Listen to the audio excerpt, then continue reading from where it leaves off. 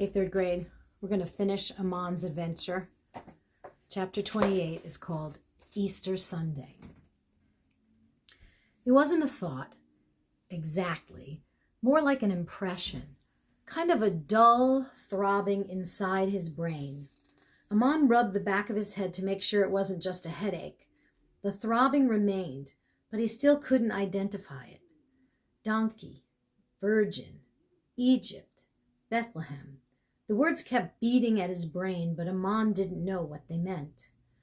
Morning sunlight was just covering the city, and Amon watched. The warmth of its rays touched his skin, but it could do nothing to melt his icy heart. He turned from the scene and he walked across the roof to the ladder. Yuri and Jaden were sleeping soundly, and he left them that way. Better to have them sleep with its dreams, he thought, than to wake to the nightmare of this day. All the disciples were still sleeping as well, and Tamar was coiled in her father's arms. Amon's mother was nowhere to be seen, and the Roman Titus snored loudly on one of the table benches, his huge body stretched from one wall to the other. Amon grabbed a pot and decided to fetch water for his mother.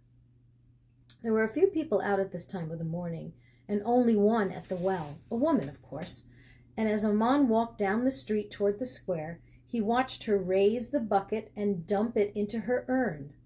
But then, instead of lifting the urn to her shoulder and carrying her water home, the woman sat down on a bench and began to weep. Amon approached carefully, not knowing what troubled the woman. When he got close enough, he could see that she was not dangerous or mad, only sad. Though it was improper for a man to address a woman directly, Amon couldn't help but feel great compassion for her. "Peace to you," he said, and she jumped. "May I sit?" Amon said. Amon had no idea what he could say to a woman to cheer her up, but he was sure Jehovah would not want him to walk away and just ignore her. "Peace and the blessings of Jehovah. Of course you may sit," she said, and moved to the other side. Amon sat and stared straight ahead.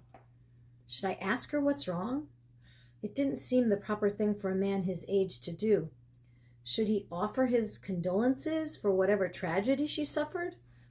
It would be hard to know what the words would be to say, since he did not know the problem. "Forgive me," the woman said at last, eliminating Amon's dilemma. "The Romans crucified my son 2 days ago." Amon was quiet for a moment, then said, "They crucified my father 2 days ago, too." The woman looked at Amon, her forehead creased in concern.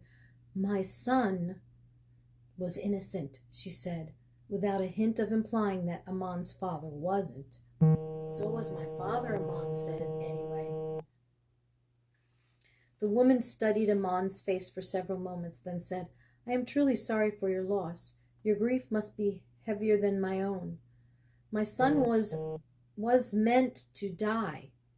It was the fulfillment of all that he was to be." She turned away and finished saying, "But that doesn't make it any easier for me." It took a while for the woman's words to sink into Amon, but then it clicked. "What do you mean he was meant to die?" he asked. "Mary!" A shout came from across the street, and both of them turned their heads in that direction. "Mary, he's gone!"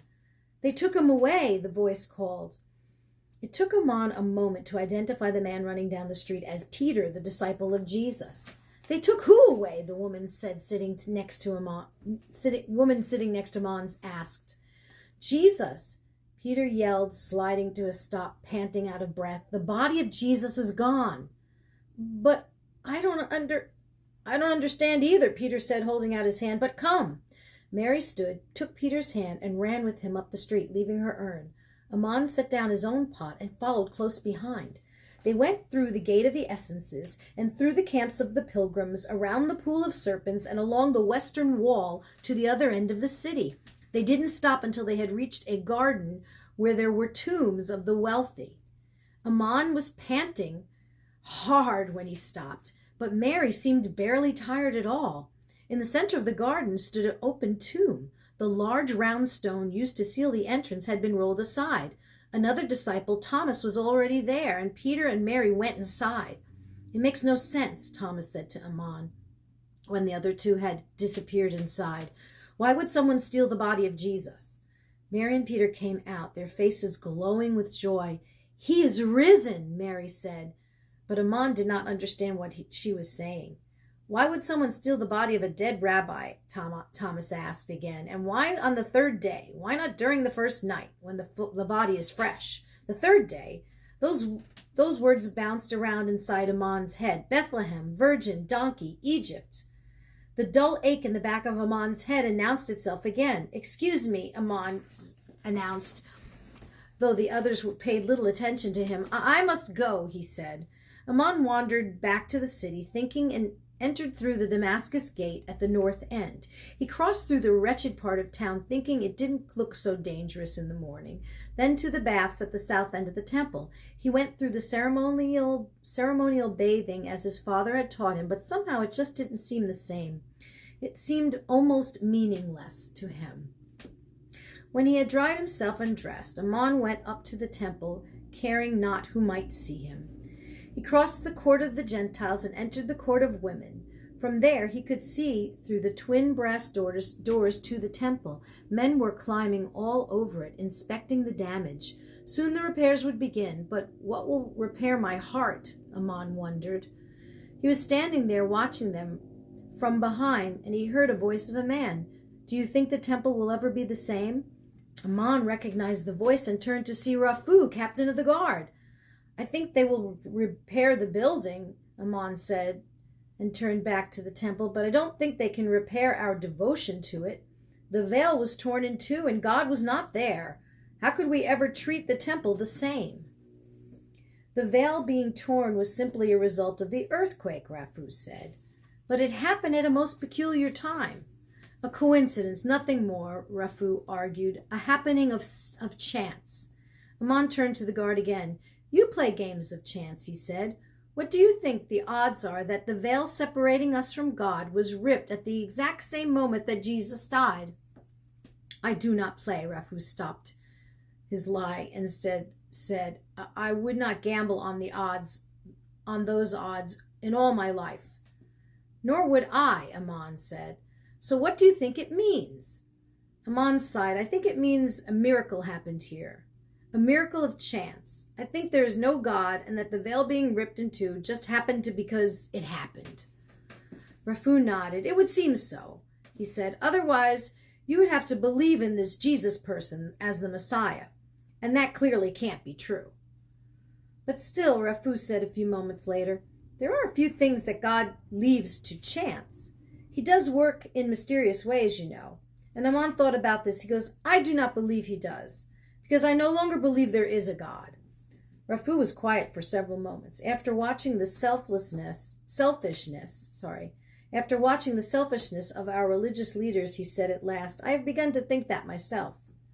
Raphu was silent for another long time and then said, I came over here to see you for a reason. Amon said nothing, and so Raphu continued.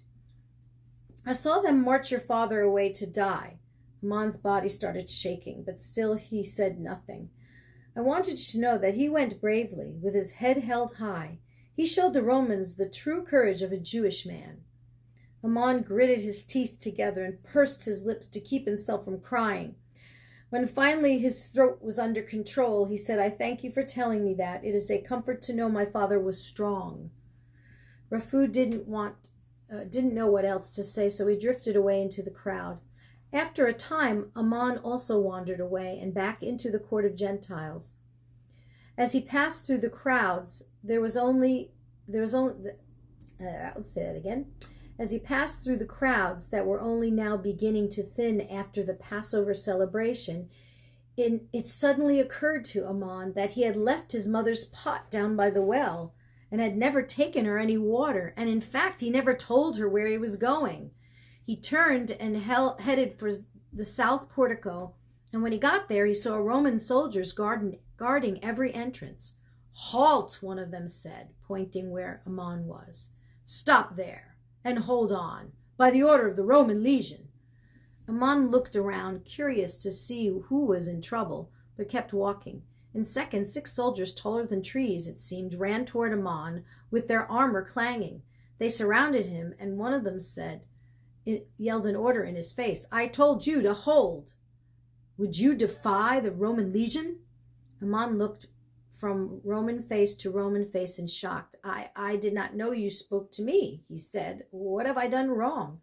"Silence," the soldier yelled. "You will accompany us to Antonia. Pontius Pilate has ordered it." 1,000 thoughts flashed through Amon's head as 2 of the soldiers dragged him across the court of Gentiles, down the steps to the fortress, his feet barely touching the ground. It had only been this easy to get in the other day, he thought. Oh, that's a good line. Let me go back. If only it had been this easy to get in the other day, he thought. His mind ran through a dozen reasons the Romans might want to arrest him, but by the time he reached the judgment court of Pilate, he had narrowed it down to one. Amon and Cornelius had conspired together to hide Titus. The Romans must have raided Amon's house after he left, and they were ready to execute all involved. Amon already knew what his sentence would be. "Is this the boy?" Pilate said. "The one from the house?" Cornelius looked at Amon, then said, "Yes, although by Jewish custom he's considered a man." "He looks like a boy to me," Pilate said, and Amon figured this wouldn't be a good time to argue that point. "Well, will he do it?" Pilate asked. "Allow me to inquire," Cornelius said. And by his formal speech, Amon got the idea that Cornelius didn't want Pilate to know that they were friends. "Boy," Cornelius barked at Amon, "your governor has heard stories of your great inventions. Window rocks that you can see through, windmills on the ceiling, and water that runs from the wall on demand. Your governor would like to have such things built for his palace." Cornelius finished, and the look on his face indicated that it would be a good idea for Amon to agree. But Amon was tired, exhausted, and no longer cared about his own fate. "Perhaps the governor should have thought of that before he killed my father," Amon said. A gasp went across the galley. No one had ever heard a man, let alone a Jewish boy, talk to Pilate in this way. "What's this he's saying?" Pilate asked, sitting up straight and confused. "I said I have no desire to help the man who had my father crucified," Amon yelled, and the people in the galleries started heading for the doors, not wanting to be anywhere near Pilate's wrath. Pilate threw up his hands. "I am confused. Will someone please explain what this boy is talking about?" Cornelius cleared his throat, then talked softly into Pilate's ear. "This is the son of the man Caiaphas sent to you for execution. He is saying he has lost all desire to work since his father's death sentence." Pilate turned to Cornelius. "You mean he's mad at me for giving the order to execute his father?" I believe that would be true, Governor," Cornelius said. Pilate thought for several moments. "Oh, very well then," he said with a wave of his hand, turning to Amon. "I give you back the life of your father. Then will you create these marvelous inventions for me?" Amon wanted to rip Pilate's eyes out. "You already killed him," he screamed. "How will you give me his life back?" Total confusion now covered Pilate's face. He looked at Amon, he looked at Cornelius, then he looked back again. Then he was about to say something when Cornelius stepped in. "Forgive me, Governor, but I do not think the boy is aware yet." Cornelius turned to Amon and stared him in the eye. "He's not aware that his father is still alive. He's being held in the dungeons of Antonia and is scheduled to be executed this very afternoon." Amon's eyes grew big, and for several seconds he did not breathe. He stared at Cornelius, wondering if he had heard correctly. "Well," Pilate said impatiently, "if I give you back your father's life, will you fill my palace with your inventions?" Amon was so dumbstruck that he couldn't speak for several seconds. Finally, he nodded his head and croaked, Yes, of course I will." "Who is the man and what is he charged with?" Pilate demanded, and Amon realized this was not yet a done deal. He was the man Caiaphas asked you to condemn last week." "Jesus? I thought we already killed him." "Yes, sir. No, sir. It was the other man, sir. The man charged with stealing from their temple." "A thief? Oh, I don't want thieves running around Jerusalem. No, sir, Cornelius said with such force that Pilate gave him a sharp look. He was not a thief.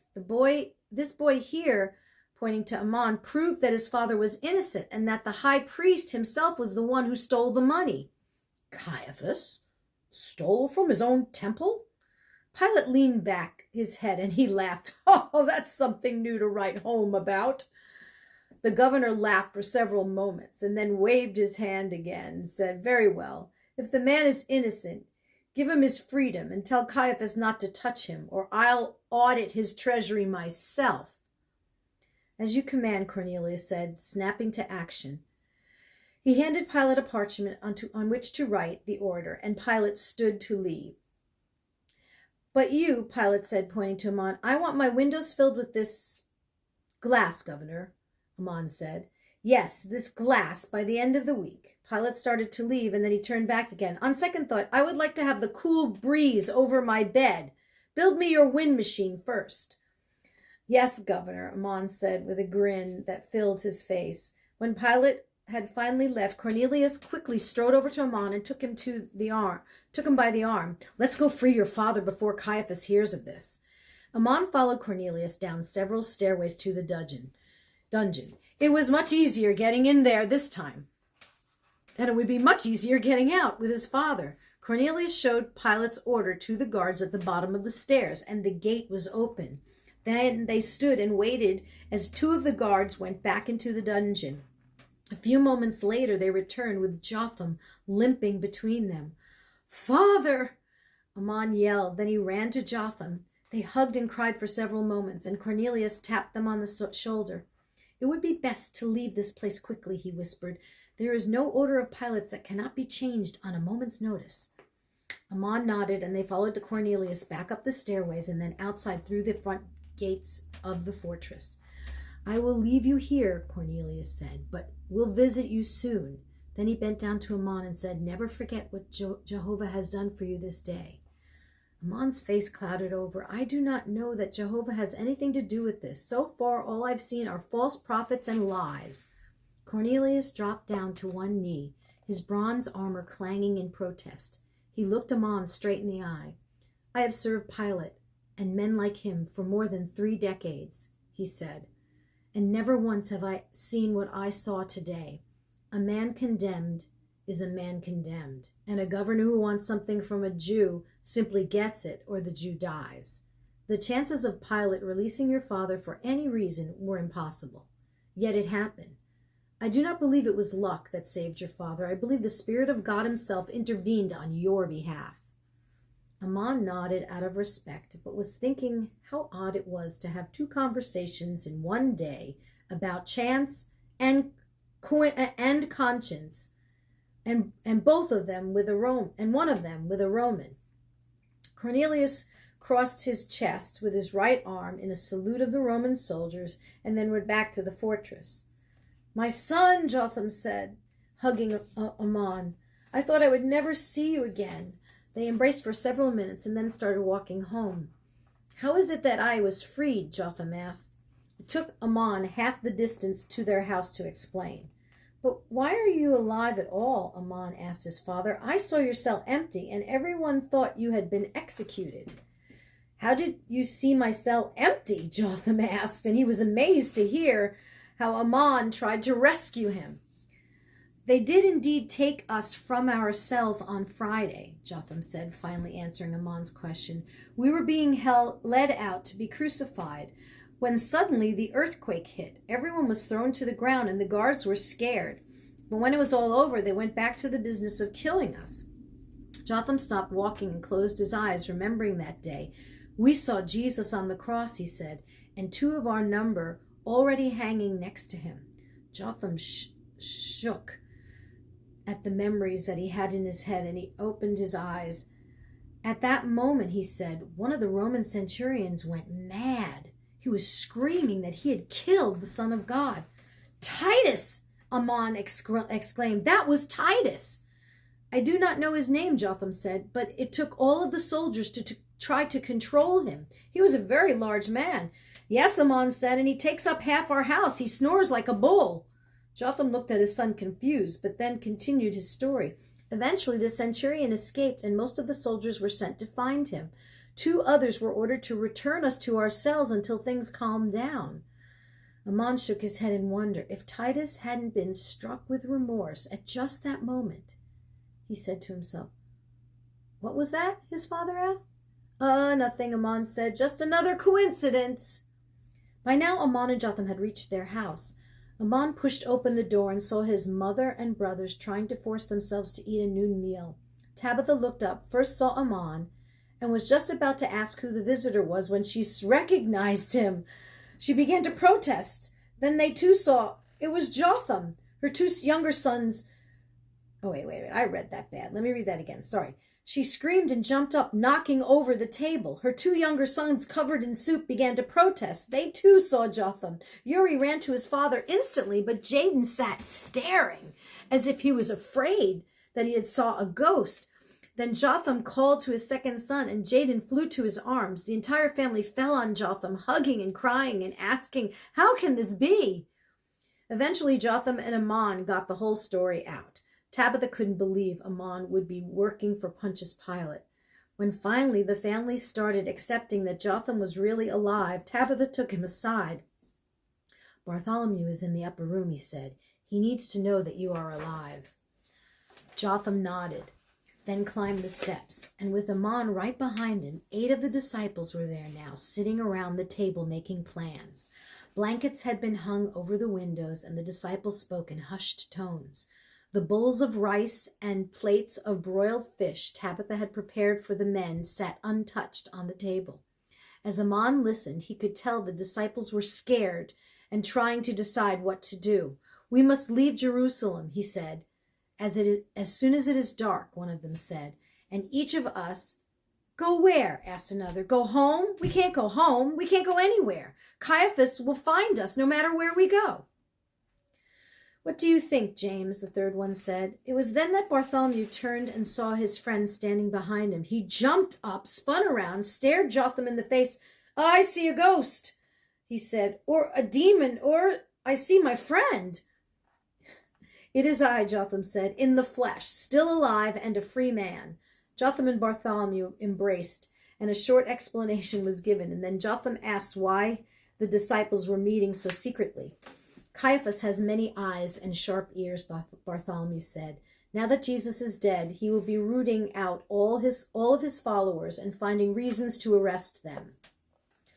Jotham said, stroking his chin. "Do you believe Jesus would want us to hide the message behind closed doors and covered windows?"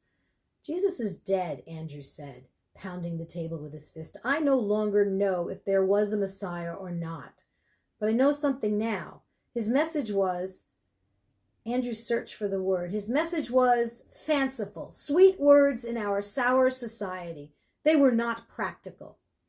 "Love is always practical," Jotham said, and Amon was amazed that his father could speak clearly to a group of such knowledgeable people. "And it was those words which will someday sweeten our sour society and all that will come after it." "How do you know?" the disciple James said. "Did you follow Jesus for the last 4 years as we did?" "No," Jotham admitted, "but I was there at his birth. And as Bartholomew here knows, and my wife Tabitha knows, I watched him grow, and I listened to him speak on many occasions. I was there when he fed 5,000 people with some loaves of fish and some loaves of bread and a few fish. I talked to people whom he had healed, and listened to the people whose lives were changed. And in all of this I know," Jotham concluded, "that Jesus not only spoke of love, but he lived it as well. It was an eternal love, a love which could only come from the Messiah."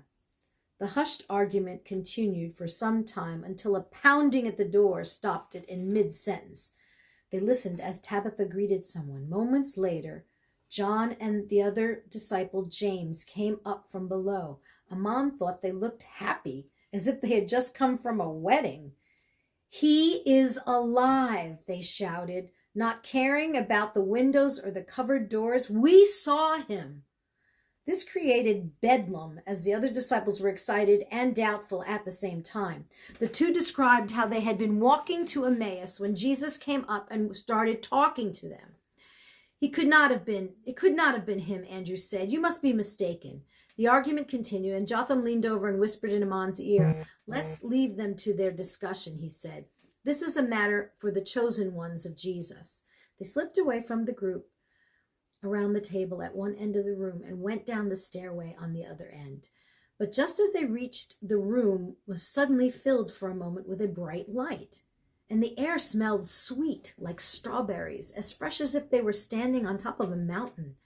Standing in the middle of the room, where no one had been in a moment, was Jesus of Nazareth. Everyone in the room stared at Jesus, their mouths hanging open. Two of them fell back from the table and hid in a corner, terrified. Someone screamed, "It's a ghost!" But most of them were just shocked into silence.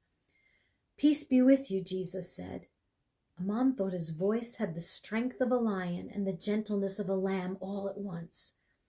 "Why are you troubled, and why do doubts rise in your minds?"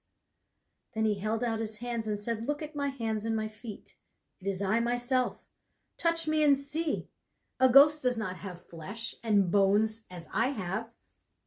Amon saw the wounds and could not believe that they were made by anything but a rusty spike. Still, he had not seen Jesus on the cross and could not accept that a dead man was now alive. Then Jesus turned his gaze from his disciples and looked Amon in the eyes. And that's when Amon knew. Those eyes, those piercing, loving, knowing, and compassionate eyes. This was indeed Jesus, Amon decided. And before he knew it, Amon rushed to Jesus, fell to his knees, and threw his arms around the Messiah's legs and cried out, "My Lord and my God." Jesus touched Amon's head, then pulled the young man's face up toward him and smiled. He turned to his disciples and said, "Do you have anything to eat?" Amon sat at the table with them, and Jesus ate with them some broiled fish that Tabitha had prepared. Jesus explained many things, saying, "This is what I told you while I was still with you. Everything must be fulfilled that was written about me in the law of Moses, the prophets, and the Psalms." Finally, Amon realized what the words going around his head all day had meant.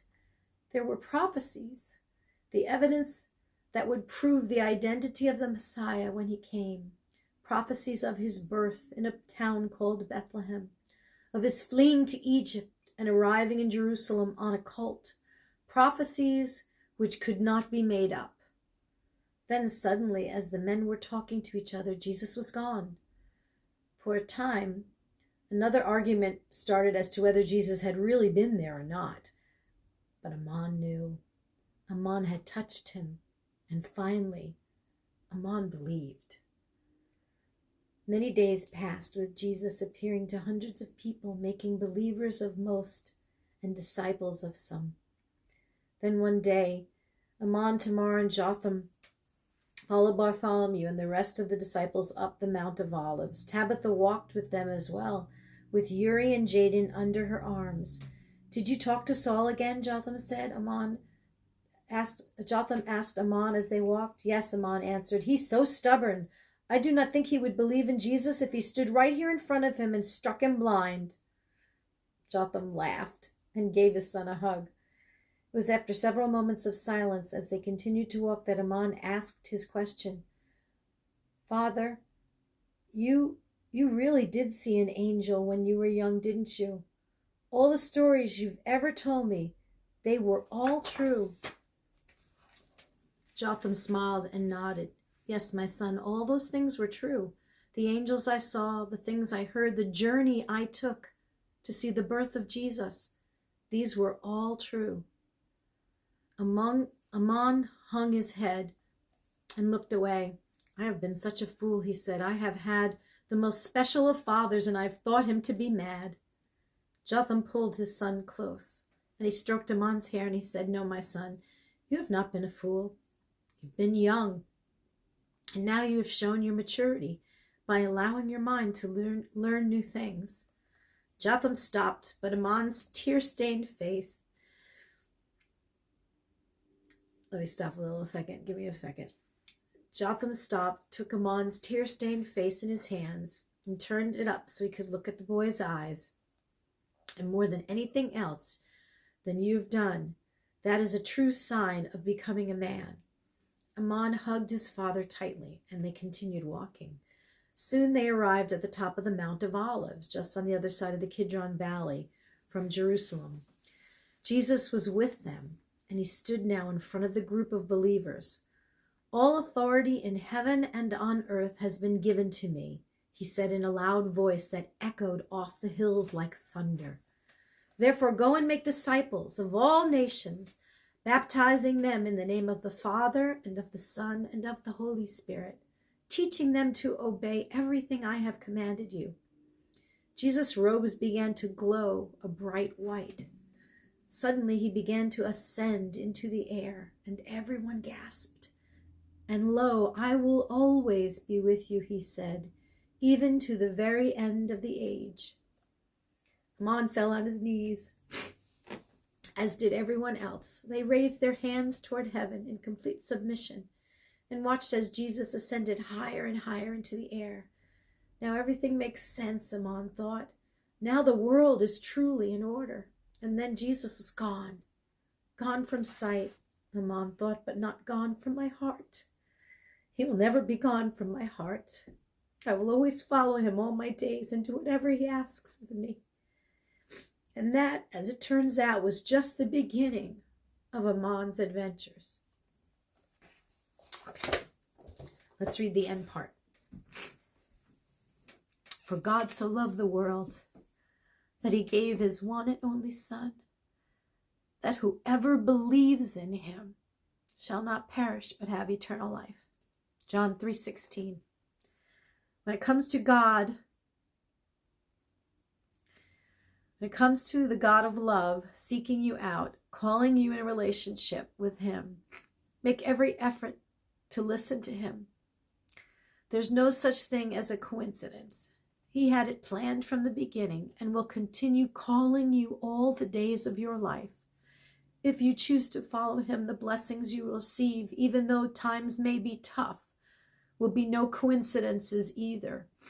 I pray with all my heart that you will make the choice and discover, as I have, the abundance of joy waiting for you. May the God of love and peace, the God of forgiveness and mercy, the God of all hope and power reign in your heart now and for years to come and forevermore. Amen. That was quite a book, huh? You know me, I always cry. Good night.